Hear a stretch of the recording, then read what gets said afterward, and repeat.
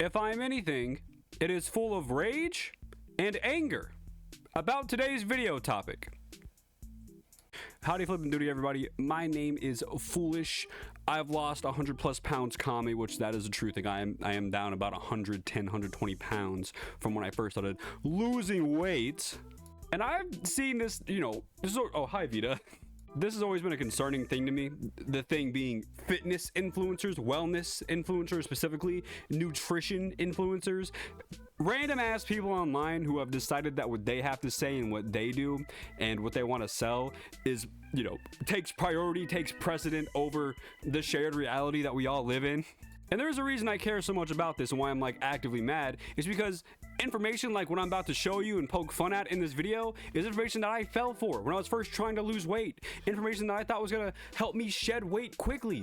And then I had to learn the hard way that's not how that works, and these people are really pushing genuinely nothing. They are preying on your fears, on your negativity, on your body image issues, on your insecurities to make you buy some stuff that you don't need. What I'm getting at is I'm very passionate about this, and there might be points in this video where I'm just like yelling and screaming about what seems like nothing, but that's why you watch my videos, so thank you. Let's just get into it. First goober of the video is going to be Miss Drachel Fiona. Just because someone chooses not to blindly follow the standard American diet of GMOs, processed food, meat, dairy, eggs, and sugar, properly fueling their body. So this is what I... First off, what a crazy statement. I don't choose to blindly follow the standard American diet. I don't think there is a standard American diet. I don't think there's a standard American cuisine. Because the whole point of America was, hey guys, let's have a whole bunch of people come here and share their culture, and then we're just going to do it differently. That's the sociology in me. My bad, bro. My bad. That's off topic. I eat in a day as someone who prioritizes food quality. I properly fuel my body by swallowing a handful of horse pills and my mysterious glass of dark green fucking piss. And nutrient density. For breakfast, I had this organic turmeric. Urban Remedy Golden Turmeric Plant Protein Bar Plus Prebiotics. 9 grams protein, 9 grams of sugar. Turmeric powder, sunflower lecithin, don't know what that is, probably awful. Ginger powder, Himalayan pink sea salt, coconut sugar, sugar is evil. Inulin powder, don't know what that is, probably evil. Vanilla extract, that's a natural flavoring, I believe. I could be wrong about that, but natural flavors are evil. What do we have here? Cacao butter, pea protein, coconut oil, that's oil, oil is bad.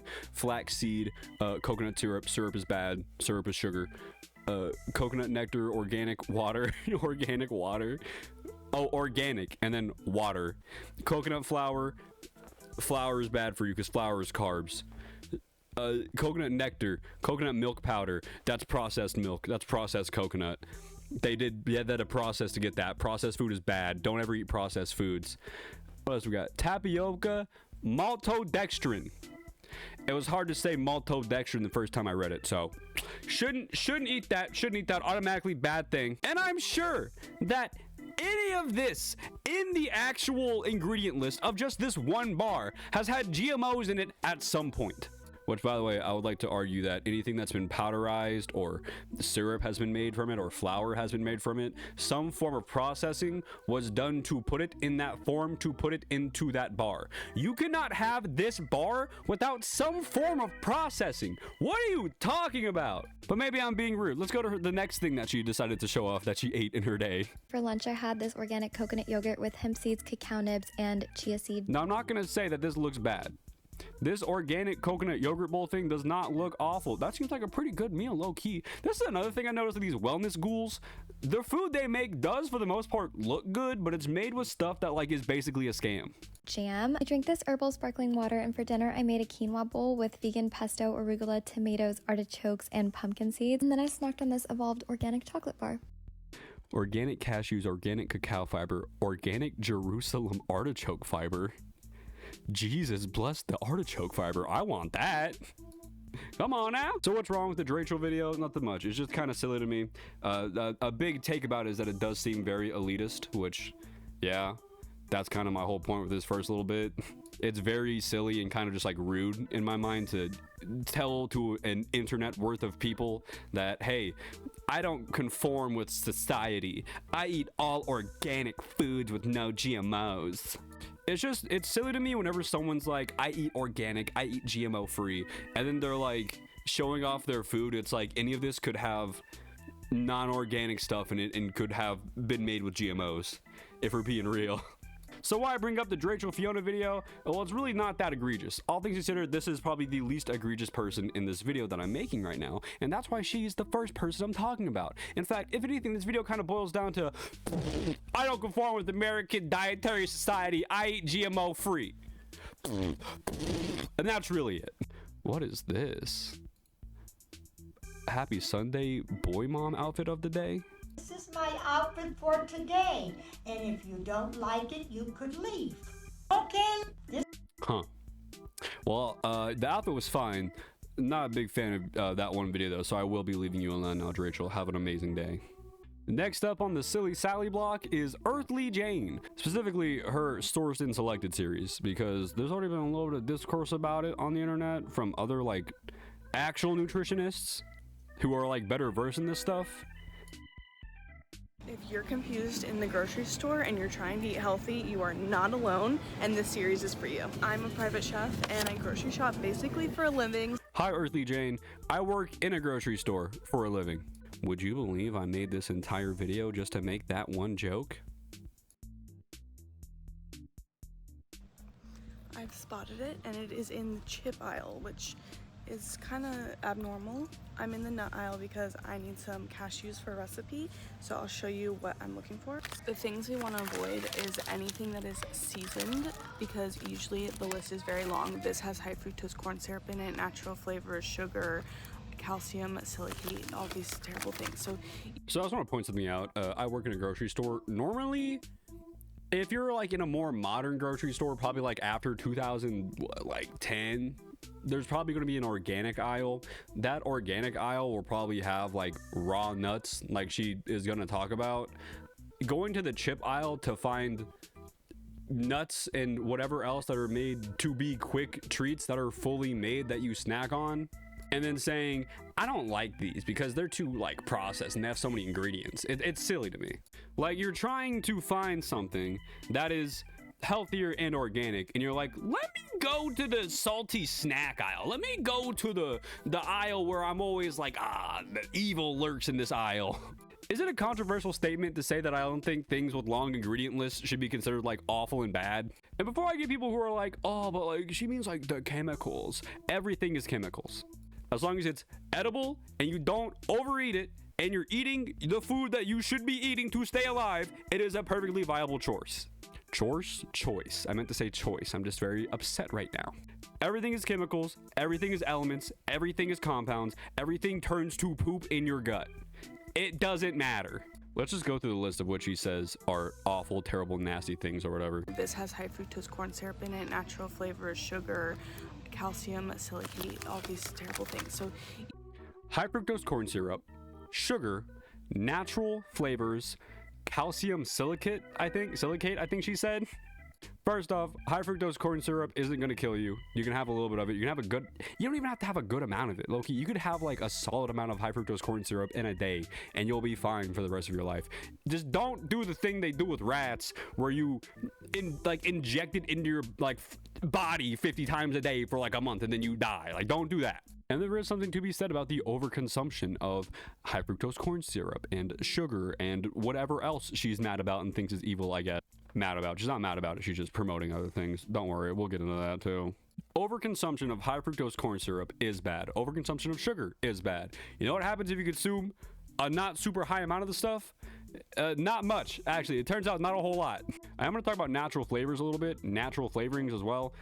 Here's the thing. Now, natural flavors are just flavors that are derived from natural sources. So say I want to make this Dr. Pepper Zero Sugar. Say I want to make it taste different when I'm making it, when I'm mixing it. I can take something natural, a plant, maybe like a sugar plant or a coffee plant or whatever. I can process that, do whatever I want to it, emulsify it, change it however way I want, and then put that into a drink. I can say that it has natural flavoring in it. Now, I don't know if wellness goobers are mad about the processing part or the fact that it's not just like this apple taste comes from an apple but I'm not eating an apple, like that kind of thing.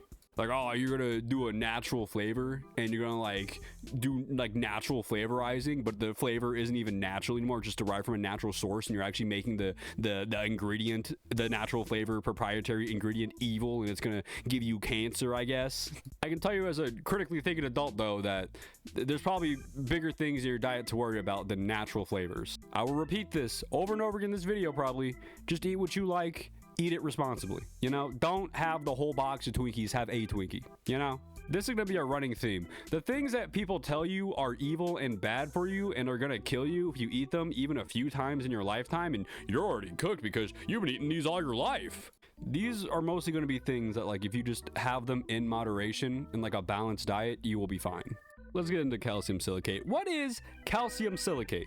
Do you know what calcium silicate is? I didn't. I had to look it up, and what I found was shocking.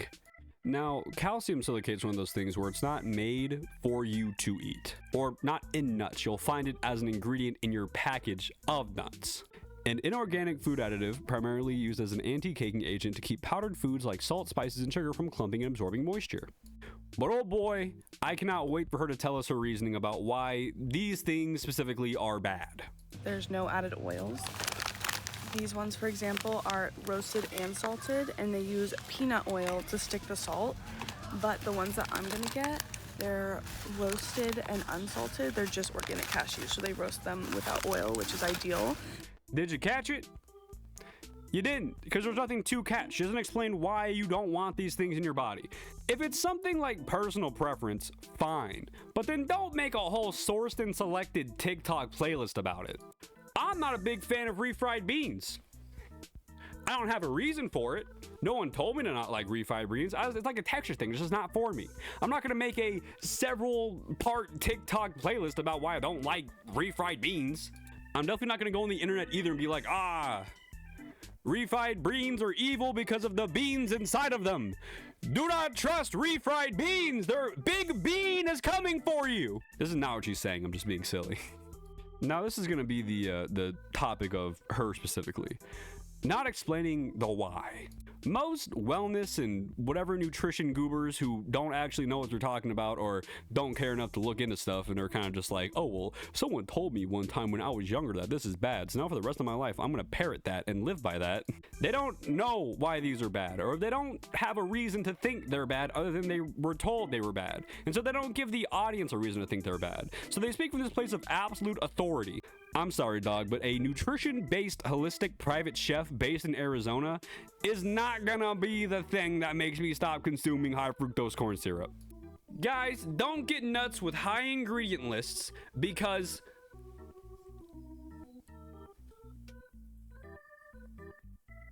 it bad. What are you doing? What are you doing? Why are you filming this in a busy grocery store? This is a silly one that actually like was the real reason why I wanted to make this video, because I saw a stitch to it and I was like, oh, this is actually like a prevailing issue that's always gonna be here and will never leave. On today's episode of Sourced and Selected, we're tackling the peanut butter, but also a little more specifically any nut butter or seed spread, like whatever you need to use if you're allergic to peanuts or whatever. This is also for you. If you like almond. This is a very wide-ranging, broad audience of people that you are trying to reach. If this is for nut butter fans, if you're allergic to nuts, this is like a spread. This is for you. This is my picks for the best spreads that I think are the most sound and like the best to eat. This right here is what I personally grew up eating, and I will say it is delicious, but I haven't had it in about 10 years. Obviously, we are not consuming this because it has hydrogenated vegetable oil, which is an absolute no. That means there's trans fat. Oh man, why haven't you had that in 10 years? Some good old peanut butter? I'd be upset if I didn't eat food I liked for my entire childhood for 10 years. I cannot wait to hear the explanations she gives as to why the things that she thinks are bad, because I like hearing other people's opinions and I like learning new things. So why is this like a bad choice? I'm guessing she's gonna say it's a bad choice. Why is this a bad choice? And sugar. Now I'm also gonna look at like the I guess just moving on from this one. Also, can I just say that this trans fats, sugar, and then immediate cut to the next peanut butter is kind of crazy. Why is the sugar bad? Why is the sugar in the context of peanut butter bad? What if you want a sugary peanut butter? Is there no option for you? Are you just cooked? I don't know what her issue with sugar is. I don't know what any of these people's issues with sugar are. Sugar is fine to eat, again, in moderation. Don't take heaping handfuls of sugar down the gullet and you'll be fine, bro. In-store brand. As you can see, just as bad, so keep that in mind. I don't think it was worth mentioning. The store brand peanut butter is the same as the expensive peanut butter. If anything, that's a good thing on the store. They're providing you a cheaper alternative to the expensive name brand stuff. Go buy that if you want Skippy. Get the cheaper one. Now I'm going to look at the organic variety that is the in-store brand. And even the organic brand has palm oil and cane sugar. So just because it says organic does not mean it's healthy. I want to point this out too.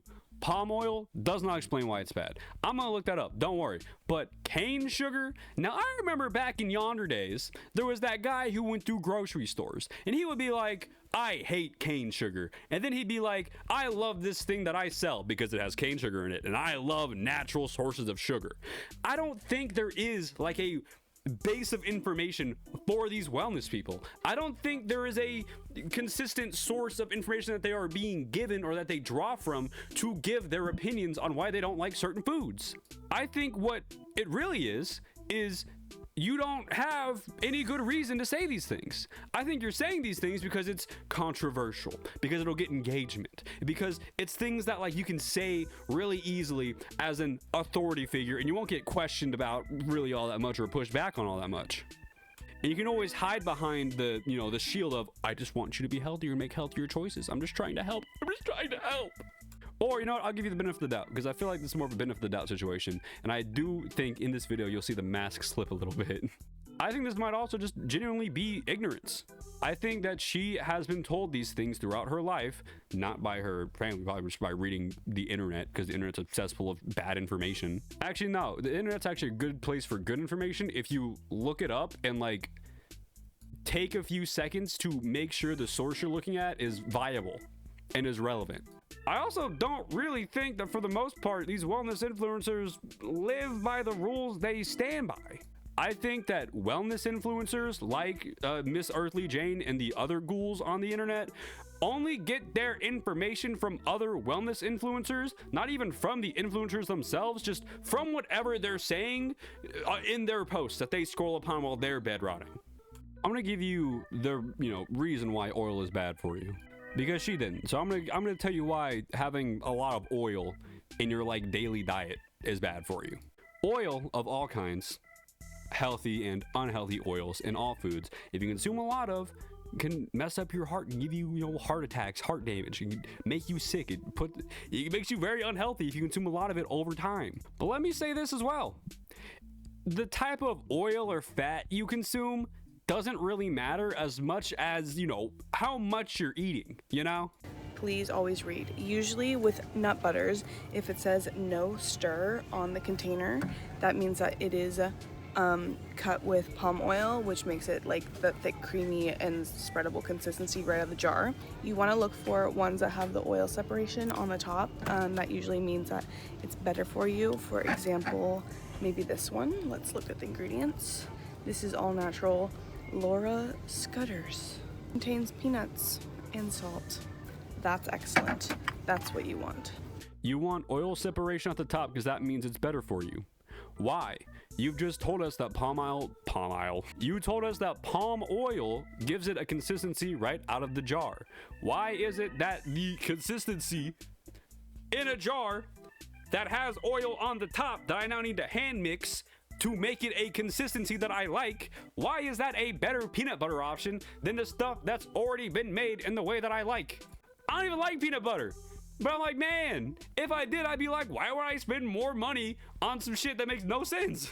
Does peanut butter with oil, is that awful? Is it gonna kill you if your peanut butter has oil in it?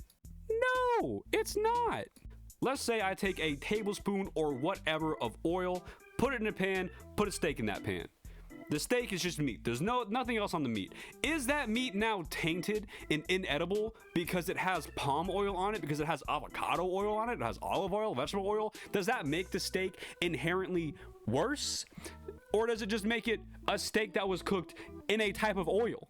Now, if you want to know why they put like oils in peanut butter when, you know, to be fair, peanuts do just produce their own oil, it's because it's more, you know, appealing. I know I would rather eat peanut butter out of a container and then just put on a knife and onto a slice of bread than take my peanut butter container, open it up, take some kind of mixing apparatus, and then just mix around my oil and whatever else is in the peanut butter.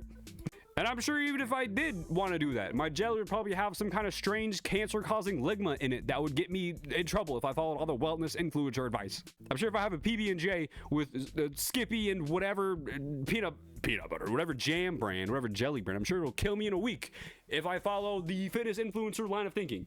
So why does peanut butter have oil? Why does Skippy have oil and like other stuff that comes out as like a, you know, not separated peanut butter, I guess? Why does that have oil in it?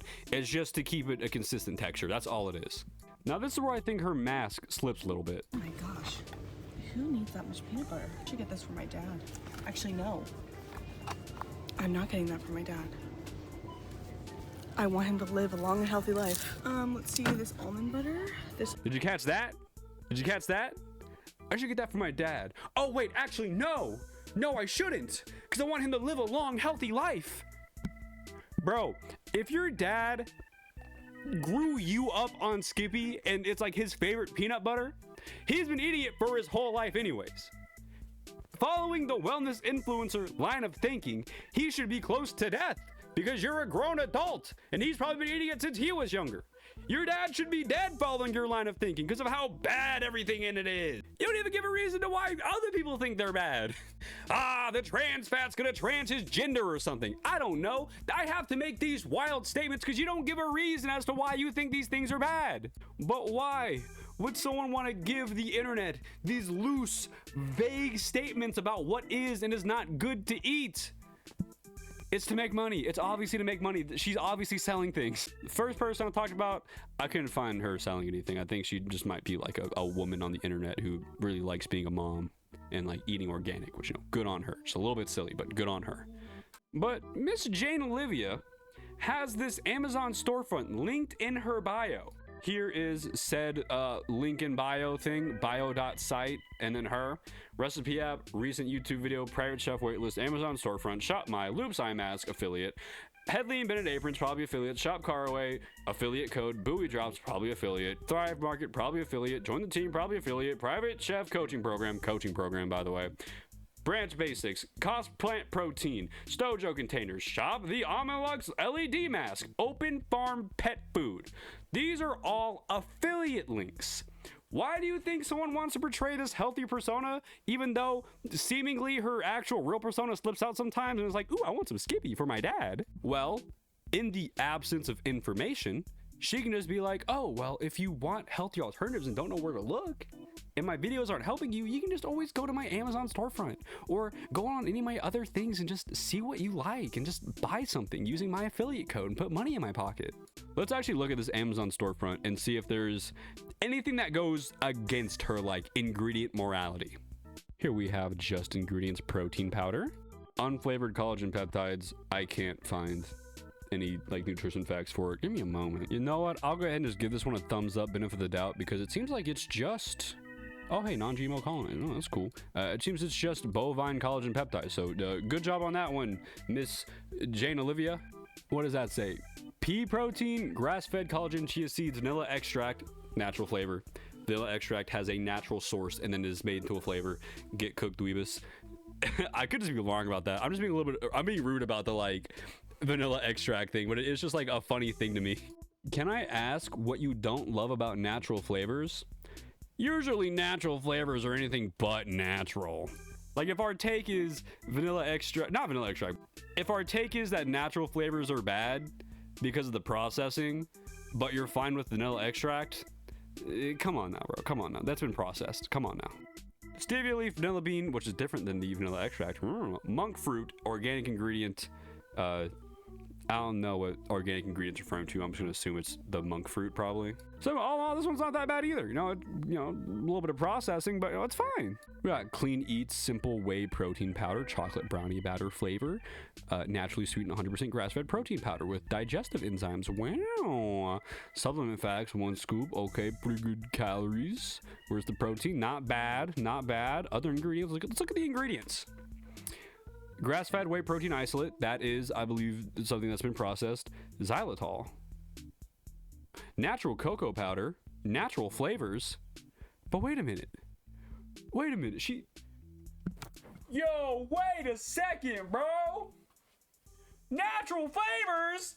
You hate natural flavors. What do you mean? So you're against natural flavors, except for when it's in a protein powder that you get an affiliate kickback from. I understand. I get it now.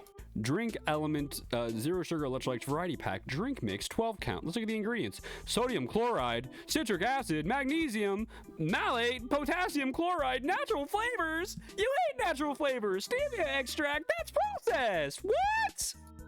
What is this? Organic pea seed protein isolate, natural flavor, brown rice, grain protein, pumpkin seed protein, sea salt, stevia. You hate sugar. Thalmatin. I don't even know what that is, and that's one of those things where it's like, if you don't know what it is, don't buy it. Ah! You're a bit of a silly goose, huh, Earthly Jane Olivia? You're a little bit of a little silly Billy, yeah. You're a little bit of a liar, a little bit, huh? I think I get it now. I think you don't believe any of this, and you just want to travel for a living. Could it be that you don't believe any of this truly, and you're just altering your diet to fit the lifestyle choices that you would rather make? Did we just find the through line that you just eat what you like and what you prefer, and you just after the fact make reasons why the things that other people like are inferior, so that you can then make a brand around that, so you can one day stop being a private chef for celebrities? I don't know why I air quoted that. She literally does that. Air quoted that because I got too into the video. My bad, bro. You do that. But private chef for celebrities. Honestly, I wouldn't want that job. Rich people suck for the most part. If you're rich and want to give me money, yeah, hit me up. It's very silly to see this, and to also see people online be like, hey, is this thing okay to eat? Is this okay? Can I eat Oiko's yogurt? Is Fairlife okay? Is this too processed? Don't listen to her about this, because she doesn't follow her own rules about it. I'm sorry to be mean, but you don't follow your own rules. If your philosophy is just, I say thing that get good view, and then you go, me no follow that. Me sell thing that is opposite, because I can't be fucked to check the ingredients of a thing that I want to sell to get a kickback from. However, I will also tell you in the same breath that you should go read all the ingredients on the label. For all my people who have integrity, would you say that this thing is bad? Say thing A bad. Thing A bad, no reason given. This is my line in the sand. In fact, the only time I give a reason is just to say, because it's anything but itself. Natural flavors are bad because normally they're anything but natural. And then you go on your Amazon webpage and then you go, you know what? This would give me a pretty solid kickback. So I'm gonna go ahead and put it on my Amazon storefront, where I say, verbatim, by the way, all things kitchen, health, and wellness that I love and can't live without. You don't consume natural flavors. I thought that's why you didn't want to get the other stuff. You didn't want to get that stuff because it had natural flavors in it. Now you're behind things that have natural flavors? Charlatan. You're a silly goose. I don't know what to tell you, bro. At this point, I've been recording for like an hour, and I don't want to make a super long video, but I do want to talk about one last person. Big man, Dr. Paul Saladino, MD2. Now, unlike some other people, Paul Saladino is actually an MD. And this is a pretty cool bio, read that. That's a cool list of accomplishments. It's just a shame that he spends his, time where he could be helping people on TikTok just saying the most egregious things. In fact, a guy who's accomplished all this and is this smart shouldn't be saying half the things that he says unless he's trying to sell you something. I was actually on the fence about even making this video because I'm busy. I have other things going on in my life. I have a lot of work to do on my school and at my job, and I'm working on a big Kingdom Hearts video, but I saw some of the videos he posted, 2 of them, and it made me so mad that I was like, I need to make videos now about this topic. 4 toxic items in your kitchen that you need to get rid of and what you should swap them for. Number 1, plastic cutting boards. These are in every home I've been into, every Airbnb I travel to. When you cut on a plastic cutting board, you are literally creating thousands of microplastic particles that are going into your food and your body. The easy swap is for a wood cutting board, which you can. Now I'm gonna give Mr. Saladino MD here a little bit of a pass, because there's some things he says that I agree with in this video. I do think maybe if you have a plastic cutting board, maybe not the best, but also I use a plastic cutting board because my plastic cutting board isn't cut to shit. I don't take shavings off my plastic cutting board. Plus, in today's day and age, you're consuming so many microplastics that using a cutting board made out of plastic isn't gonna make that much difference on your daily life anyways. If you can get a wooden cutting board, get a wooden cutting board. If you can't, use a plastic one. And just be careful. Just be knowledgeable and aware of the fact that after a little bit, you're gonna need to replace it.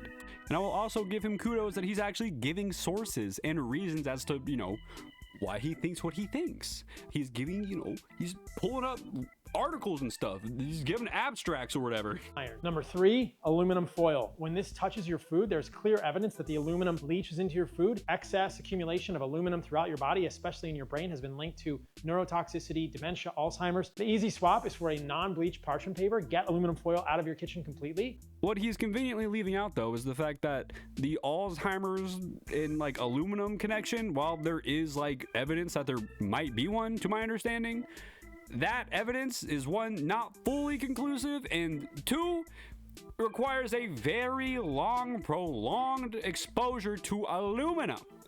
I would be more worried about people who work in factories that make aluminum foil than I would be for people who use aluminum foil. Number 4, seed oils. Corn, canola, sunflower, safflower, soybean oils, peanut oils. Get these out of your kitchen. Get them out of your life completely. These are refined, bleached, deodorized oils that are harmful for humans. The easy swap is for tallow. It's for an animal. Let's get the seed oils and beef tallow thing out of the way. The reason he said that is because he sells beef tallow and because it's a alpha male ligma thing, I guess. I don't know. It's dumb.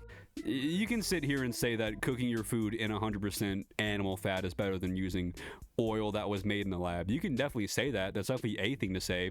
There's not a whole lot of evidence that proves you right, though. You are basically just saying that to say it at this point, and because people have looked it up. People have done the research. We hyper stretch, but this is from, oh damn, you can't even see it, Harvard School of Public Health. Oh my goodness, let me move that back. Harvard School of Public Health, beef tallow is not a healthier option than seed oils. This is what a lazy Google search can give you. Beef tallow has been made coming back as a fly oil, being concerns over potential health harms using seed oils occurred in the March 20 New York Times article, but nutrition's expert quoted article caution against use of beef tallow. None that is higher saturated fat, which is much worse for the heart than unsaturated fat, such as vegetable oils. And if the issue is that the saturated fat, then beef tallow is not the best option. Beef tallow is pretty high in saturated fat. It is pure animal fat, dude. Maybe the beef tallow is higher quality and, there is proof that it has culinary benefits. It makes things, taste better and it's more stable at higher temperatures, I guess. But aside from that, it's artery clogging. That's that shit they used to make soap out of. What is wrong with you? One isn't inherently better than the other for whatever reason. It's just a thing that he sells on his website. Which, yes, of course he has a website, and of course he's trying to sell you things, guys, please. And also, the real actual thing you should be doing, if you like beef tallow, and if you also use seed oils, just use both. Just use both in moderation.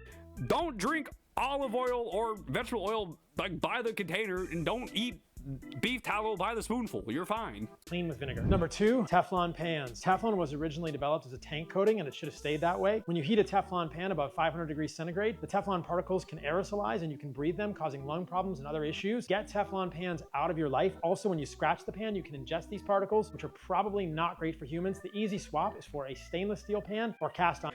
We're gonna get into the last bit real fast. Teflon and high temperatures. All right, first big thing out of the way. You know what 500 centigrade is? It's about 1,000 degrees Fahrenheit. If you're cooking at 1,000 degrees Fahrenheit, you have other issues than your Teflon pan giving you AIDS or whatever. If you're cooking at 1,000 degrees Fahrenheit, I'm imagining that your food is like a charcoal brick at this point. Now, I do think that maybe he meant to say 500 degrees Fahrenheit because at temperatures above 500 degrees Fahrenheit, Teflon coatings can start to break down and, you know, release toxic chemicals in the air, which is what he said happens. He said it, but he said centigrade because he can't be fucked to read. This is more of a semantic thing, but if you're going to go online as an MD and have this public page showing your MD and educational accomplishments, and then go online and say these things and use your MD as a, you know, thing that backs you, you should at least know the difference between centigrade and Fahrenheit. It's just a dumb thing to get wrong as someone who has their MD, who is a doctor on Psychology Today, who has accolades on Psychology Today, as someone who works in like biochemistry. I would be very embarrassed to make that mistake. He also probably couldn't be fucked to tell you that, well, since 2013, Teflon has been PFOA safe. It had not had PFOAs in it. If you don't know what a PFOA or a PFA is, it's just like forever chemicals that are bad for you. I look it up on your own time. This video is too long already. But you know what? I wonder what he eats in the morning. You know, I don't have a transition to this next part. This is just like a semantic thing again. What to eat for breakfast on an animal-based diet. Animal-based diet. Animal-based diet. And you're eating fruit and vegetables. Bro, you are not a carnivore alpha. You're a beta soy boy. You're eating fruit for breakfast? Ew.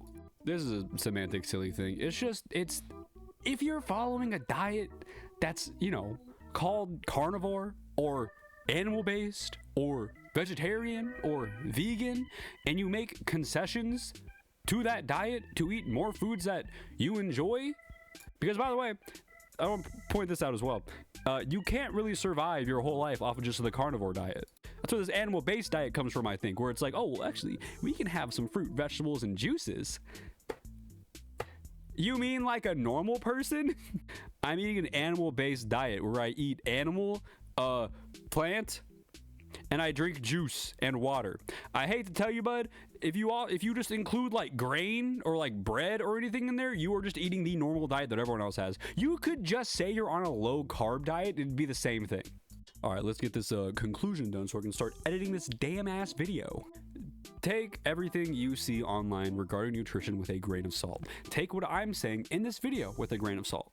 Because while I may not be, you know, a spineless coward who lies on the internet and spreads misinformation to fearmonger and have people buy my garbage products, I am smart enough to know that I shouldn't say product bad and then sell the product that I just said is bad, or say this ingredient bad and then sell products with that ingredient in it, or say I care about health and then sell you the literally like highest saturated fat thing that I could sell you. Instead, what I will do is tell you the actual advice that helped me lose over 100 pounds in like 2-ish years. Eat the foods that you like, and if the foods you like are super unhealthy, then just eat them a little bit less and just find alternatives. I'm a big fan of ice cream sandwiches. You know what I eat instead of ice cream sandwiches? Grapes. It's not a one-to-one replacement, but it's something that satisfies my sweet tooth. And I still have ice cream sandwiches even while I'm dieting. I just fit it into my diet plan. If I have like 2,000 calories a day to eat and an ice cream sandwich is like 200 of those, okay, well, let me just go through the day, and at the end of the night, if I have 200 extra calories, I can just have an ice cream sandwich and it'll be fine. Do what you like, eat what you like, try to live a balanced, healthy life, be nice to people, and you'll have good outcomes. I don't know what to tell you. Don't be oddly elitist talking about your super processed protein bars. Don't, I guess, forget that centigrade and Fahrenheit are different things if you have an MD. I feel like I'm telling a wall to be a wall. Like, yeah, be nice to people. Don't lie on the internet. Don't spread misinformation.